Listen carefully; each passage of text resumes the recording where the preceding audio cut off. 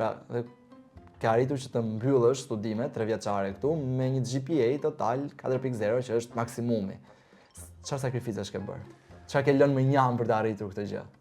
Po, kisha me fillu spari me motivin nga ka ardhur kjo, për shkak se kjo ka kërku një kombinim të jo vetëm të punës, po edhe të vendosmërisë, edhe një lloj vetmohimi. Unë vitet e para kur kam fillu tek Epoka, kam qenë si djalë i ri, shumë entuziast për të pas sukses, edhe kam ardhur edhe prej një backgroundi të sportit, ku konkurenca është shumë e shprehun.